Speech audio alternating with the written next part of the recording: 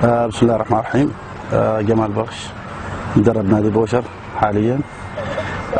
بالنسبة للمباراة، المباراة كانت جيدة من الطرفين، والغرض منها هي الاستفادة.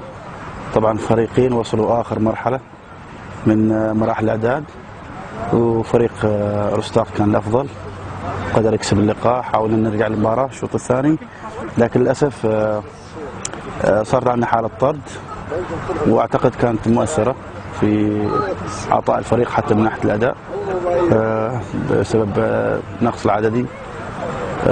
بالنسبة للهدف الثاني طبعا خطأ واضح كان من اللاعب البرازيلي المدافع، خطأ فردي استغلها المهاجم وقدر يخلص المباراة بالهدف الثاني، وانتهت المباراة على النتيجة. لكن مقياسه بالنسبة لنادي روستار صراحة إمكانيات جيدة بالنسبة للعناصر. الفريق يلعب كوحدة واحدة، 3 سنوات فريق مع بعض، أعتقد التجانس واضح، والواجبات ونفس المدرب الواجبات واضحة، يدعو بأكمل وجه.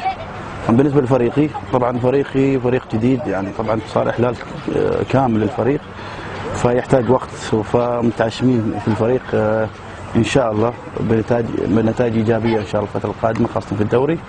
فأعطينا نفس الشيء فرصة لأغلب العناصر، وفقدنا في المباراة 4 عناصر أساسية بسبب ظروف عملهم، لكن كونها مباراة ودية لازم نجرب عناصر ثانية عشان نعطيها فرصة، عشان يثبت وجودهم، في نفس الوقت تكتشف فيهم حاجات.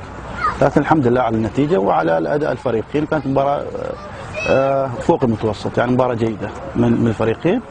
وما حصلت نتيجة 2-0 نادي روستار، نقول لهم ألف مبروك، تستاهلوا، فعقبال إن شاء الله هذا المستوى في الدوري، ويعطيكم ألف عافية.